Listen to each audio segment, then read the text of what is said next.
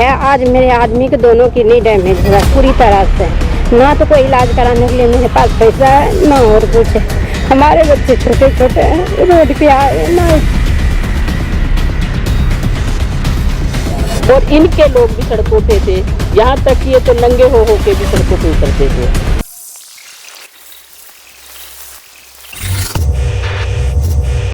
मेरे पीछे आप ये थाली बजने की आवाज़ जरूर सुन रहे होंगे। ये थाली बजने की आवाज़ कोरोना भगाने की नहीं है। अगर आपको याद हो, जब कोरोना यहाँ भारत में एंट्री लिया था तब हमारे मोदी जी ने कहा था थाली बजाइए और कोरोना को भगाइए। पर ये थाली बर्तनों की है, जो आज महंगाई बढ़ने की वजह से आज इन गरीबों के घर में सिर्फ और सिर्फ कुछ रह गया है तो बजाने को खाली बर्तन। आज उनके पास अगर हाथ में कुछ बचा है तो खाली बर्तन और वो खाली सिलेंडर, जिसके दावे कर मोदी सरकार ने कहा था कि हम अपनी गरीब महिलाओं को धुएं से आज़ाद कराएंगे और उन्हें हर बीमारी से छुटकारा दिलाएंगे।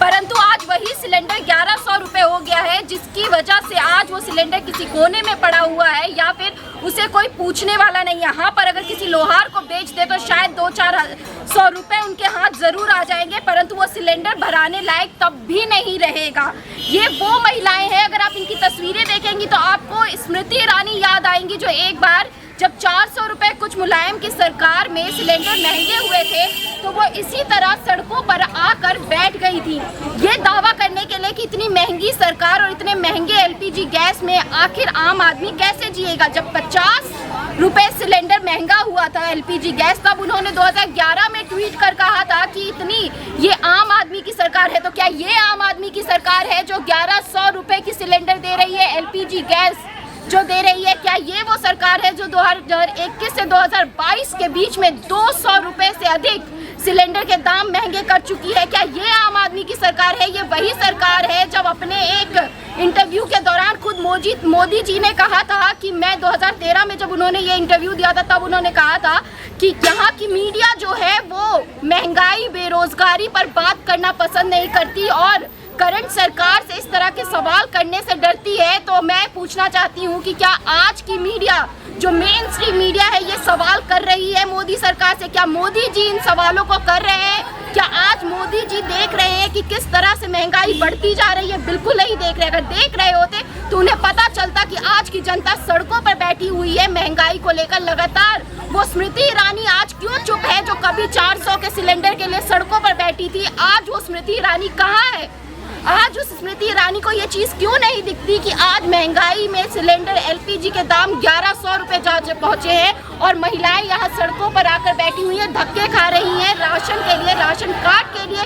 उनके घर में कुछ ऐसे बीमार लोग हैं जो अपने लिए खड़ा भी नहीं हो सकते और ये महिलाएं दर दर अपने बच्चों को छोड़ भटकने के लिए, इस बात के लिए उनको मजबूर किया जा रहा है। ये सरकार क्यों अब मौन है? इतने बड़े दावे कथनी और करनी में कितना अंतर होता है, हमें मोदी सरकार ने अच्छे से ये बतला दिया है। करीब 7 साल हो गए मोदी सरकार को सत्ता में आए हुए। यहाँ पर अगर हम बात करते हैं तो 2 बार बीजेपी सरकार जीत चुकी है। इस वक्त माने तो उनके सीएम भी उन्हीं के हैं, ठीक है। परंतु अगर बात करते हैं जिम्मेदारी लेने की तो वो हमेशा टोकरा अपनी पिछली सरकार पर फोड़ते हैं। क्या अब नहीं लगता 7 साल के बाद अब उन्हें ये चीज़ बंद कर देनी चाहिए और अब जिम्मेदारी अपनी फेल सरकार की खुद लेनी चाहिए? देखिए, ये तो एक बहाना है कि मतलब गाना आता नहीं और ये बोल देना कि आपका म्यूजिक खराब है। तो कमी तो इनमें खुद में है और आरोप लगाते हैं दूसरों पे। हम ये कहते हैं कि आरोप लगाने से काम नहीं चलेगा।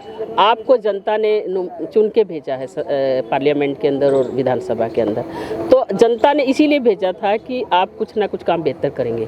क्योंकि पिछली कांग्रेस की सरकार से लोग दुखी थे, उस समय भी महंगाई बढ़ रही थी, उस समय 450 का सिलेंडर भी हमारे लिए बहुत मुश्किल होता था खरीदना। और ये बोलते थे मोदी जी बड़े बड़े स्क्रीनों के अंदर कि आपको 450 का सिलेंडर चाहिए या 250 का। हम खुश होते थे कि हमें तो 250 का चाहिए। आपको महंगाई कम करनी है या बढ़ानी है? हम ये कहते हैं कि महंगाई कम करें। हम महंगाई के खिलाफ हैं, महंगाई कम होनी चाहिए, सब लोगों को रोज़गार मिले, नौकरियां मिलें, भ्रष्टाचार पे रोक लगे, गुंडागर्दी पे रोक लगे। और ये उम्मीद करके मोदी सरकार हमें बड़े लुभावने नारे देते, बहुत हो गया अत्याचार अब लाओ मोदी सरकार, बहुत हो गई महंगाई की मार अब लाओ मोदी सरकार। लेकिन जैसे ही सत्ता में आई उस समय ये सिलेंडर, जो गैस सिलेंडर है, जो आम महिलाओं की एक ज़रूरत है, 450 का आता था और उस समय भी लोग सड़कों पे थे। और इनके लोग भी सड़कों पे थे, यहाँ तक कि ये तो नंगे हो के भी सड़कों पे उतरते थे। लेकिन आज वो 8 साल के अंदर 450 के बजाय 3 गुना बढ़ गया है। और आज ये मतलब नंगे क्या होना, ये तो बिल्कुल कपड़े पूरे कवर करके अब छुपे हुए हैं। तो हम ये कहना चाहते हैं कि इनको सड़कों पे आना चाहिए। ऐसा नहीं है जनता को भूखी नंगी मारना चाहती है जनता सरकार। को ही भूखा नंगा मारना चाह रहे हैं। ये अपने तन तो ढक लिया इन्होंने, भ्रष्टाचार से लिप्त है ये, सारी तरह से हर चीज़ बेचने पे लगे हुए हैं, लेकिन जनता की तरफ कोई ध्यान नहीं है। आप ये देखिए, पहले राशन डिपो के माध्यम से लोगों को राशन मिलता था। यूपीए सरकार में राशन खाद्य सुरक्षा अधिनियम एक्ट 2013 एक कानून बना था, जिसके तहत गरीब लोग जो हैं, जो शहर के लोग हैं उनके 75% लोग और जो गांव के हैं वो 55% लोगों को शामिल करके उनको राशन वितरण मुहैया करवाना था, 5 किलो पर मेंबर, 2 रुपये किलो के हिसाब से। लेकिन वो कार्ड भी कितने बने हैं, वो 75% कहीं भी नहीं है, 55% कहीं भी नहीं है। गिने चुने कुछ लोगों के कार्ड बने हैं और उन कार्डों में से भी जब ये सरकार आई सत्ता में, उनमें से काफ़ी लोगों को हटा दिया, क्योंकि राशन कार्ड के साथ आधार कार्ड अटैच कर दिया। आधार कार्ड के साथ ये बायोमेट्रिक मशीन लेके आ गए। जब बायोमेट्रिक मशीन लेके आए हैं तो बायोमेट्रिक मशीन में जो राशन कार्ड बने हुए थे वो किनके थे, वो गरीब तबके के लोगों के। जो गरीब तबके के लोग हैं वो सुबह काम पे जाता है ईंट फोड़ने, वो मजदूरी करती है, वो महिला, वो मजदूर किस काम करता है वहाँ पे, कसी चलाता है, और हम महिलाएं भी घरों में काम करती हैं। तो जब वो बायोमेट्रिक मशीन पे अंगूठा लगाना होता है तो जो अंगूठे पे जो निशान लग जाते हैं हमारे सब्जी काटते हुए या काम करते हुए, जो घिस जाते हैं, तो उसमें नहीं आते। जब वो नहीं आते तो उसका राशन मिलता नहीं, वो राशन कार्ड उसका काट दिया जाता है। इस तरह की हालात पैदा हुई। दूसरा ये है कि पहले इसमें चीनी 2 किलो मिलती थी, अब इस सरकार के राज में 2 किलो से 1 किलो पे आ गई है। सरसों का तेल मिलता था, 2 किलो मिलता था, वो तेल भी गायब। बोले कि आपको पैसा देंगे, वो 1 या 2 बार ही किसी के अकाउंट में आया, लेकिन वो पैसा भी किसी के खाते में नहीं आया। इसमें भी झूठ साबित हुआ। और उज्ज्वल योजना जो सरकार ने चलाई थी, जिसके तहत सबको सिलेंडर मिले थे, और उसके बाद अगर हम बात करते हैं 90 लाख लाभार्थी ऐसे हैं जिन्हें सिलेंडर मिलने के बाद उन्हें दोबारा भरवाया नहीं गया, वो सिलेंडर वैसे ही पड़े रह गए। हाँ, ये जो उज्ज्वल योजना है यहाँ पे भी हुआ लागू, मतलब जगह जगह कैंप लगा के बैठा दिया गया, लेकिन उनको उज्ज्वल योजना में भी सिलेंडर के पैसे तो लिए गए 2800 रुपये, फ्री में नहीं दिया गया। बोले कि ये तो गैस एजेंसी तो पैसा लेगी, 2800 रुपये में उसको सिलेंडर दिया गया और एक सिलेंडर जो है भर के दिया गया।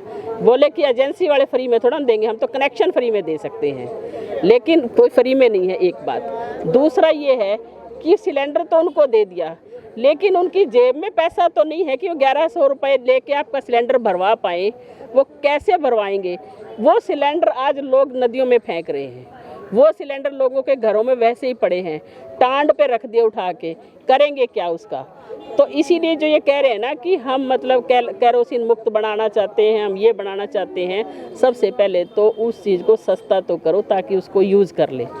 आज देखो रसोई की हर चीज़ महंगी है, आटा महंगा, दाल महंगी, आलू जो है सस्ते से सस्ता आलू गरीब आदमी आलू खा लेता, वो 40-50 से कम नहीं है। आपका तो चीनी देख लो, चावल देख लो, कोई भी चीज़ देख लो, और आमदनी क्या है? रोजगार लोगों के पास है नहीं। तो इस तरह की हालत जब पैदा होंगी तो क्या होगा? लोग सड़कों पे ही आएंगे, और ख़ास तौर पे महिलाएं इससे ज़्यादा प्रभावित होती हैं। और महिलाओं में अगर आप देखोगे सबसे ज़्यादा खून की कमी है।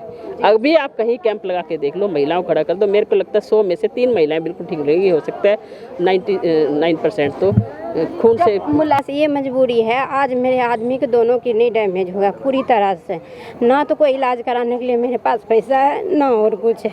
हमारे बच्चे छोटे छोटे हैं, रोड पे आए, ना इलाज कराने, ना कोई कार्ड है हमारे पास। हम कहाँ से इलाज कराएं, कहाँ से हम बच्चे के पाले, कहाँ से रोटी खिलाएं, कहाँ से किराया भरे? तो कोई आपकी मदद नहीं कर रहा है? कोई मेरी मदद नहीं कर रहे हैं।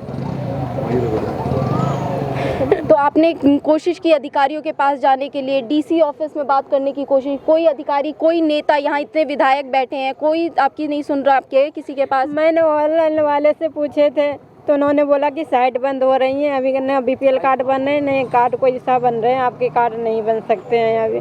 फिर मैंने चक्कर खा के मैंने बैठ गई घर।